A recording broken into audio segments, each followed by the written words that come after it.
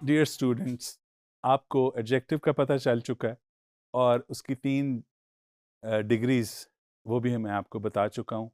आपको याद है ना कि पहली डिग्री को कहते हैं या बेसिक एडजेक्टिव को एब्सोल्यूट एडजेक्टिव कहा जाता है। कंपैरिजन के लिए जो हम एडजेक्टिव यूज़ करते हैं उसको कंपैरेटिव एडजेक्टिव, और जब कंपैरिजन एक का सबके साथ हो तो फिर हम यूज़ करते हैं superlative.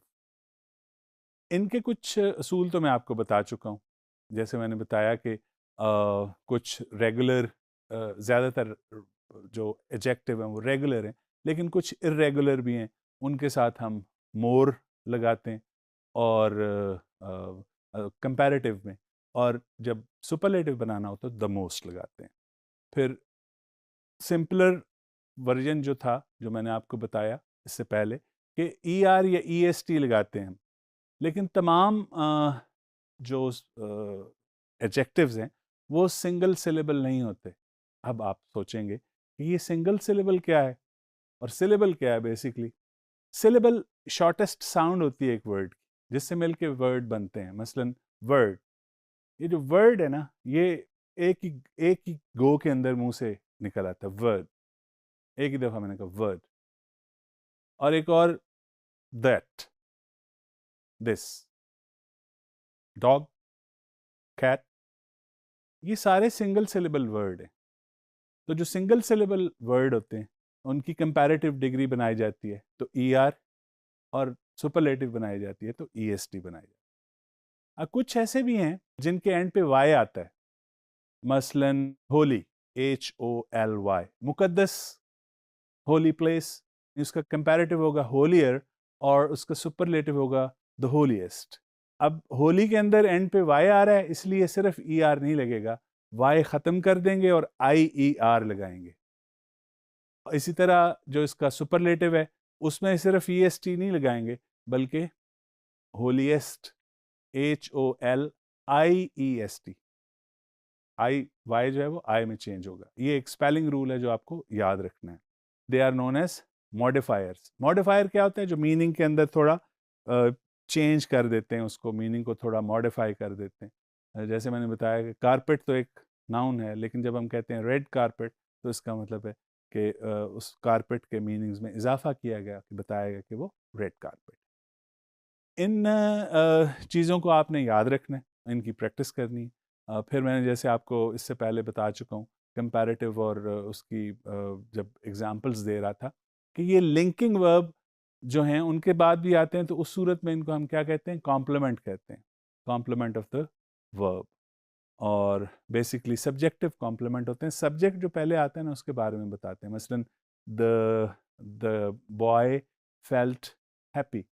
How was the boy feeling? Happy. ठीक है, happy is a is an adjective. और अगेन रिमेंबर, इसमें 2 सिलेबल हैं, हैप्पी, हैप्पी। तो ये जो 2 हैं इसके एंड पे भी वाई है, तो इसका कंपैरेटिव बनेगा हैप्पियर और आई ई आर के साथ, और सुपरलेटिव बनेगा happiest, I E S T, H A P P I E S T के साथ।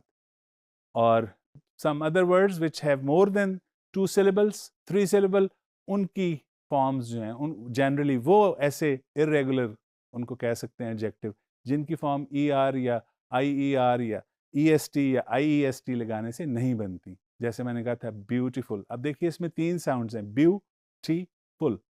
ये जो है इस तरह के एडजेक्टिव्स होते हैं, इनके साथ हम मोर और द मोस्ट यूज करते हैं। अब हम एक नज़र डालते हैं उन एग्जाम्पल्स के ऊपर जो आप को अपनी स्क्रीन के ऊपर नज़र आ रही होंगी। My father is a gentleman. Gentleman, my father is a gentleman. ये जेंटल क्या है? एडजेक्टिव है, यूर राइट। लेकिन कौन से वाला? एब्सोल्यूट, कंपैरेटिव, ये सुपरलेटिव? बताइए जरा। यूर राइट, एब्सोल्यूट है। नेक्स्ट एग्जाम्पल देखिए। Mall road is wider than Lawrence road. Mall road is wider than Lawrence road. Wider, ज़्यादा चौड़ी। तो ये कंपैरिजन है, तो कौन सा एडजेक्टिव लगा हुआ है? Comparative adjective. You are absolutely right. Next देखिए, Bilal is the fastest runner in our university. The fastest runner in our university. तो ये कंपैरिजन है कि जितने भी रनर्स हैं उन सब में से सबसे तेज है, लिहाजा द फास्टेस्ट। कौन सी डिग्री? Superlative, absolutely right. एंड एक और देखिए, are you feeling sick? Are you feeling sick? Feeling क्या है? लिंकिंग वर्ब, और उसके बाद ये क्या है? कॉम्प्लीमेंट है, sick. Last, Salim is happy today. Salim is happy today, इसका मतलब क्या है? इज के बाद आया है हैप्पी, तो it is again a complement to the verb. Dear students, I am sure आप इन सारी चीज़ों को नोट करते होंगे। समटाइम्स मैं आपको रिमाइंड करवाता हूँ, मोस्ट ऑफ द टाइम मेरे दिमाग में ये होता है कि आपको खुद करना चाहिए और आप कर रहे होंगे।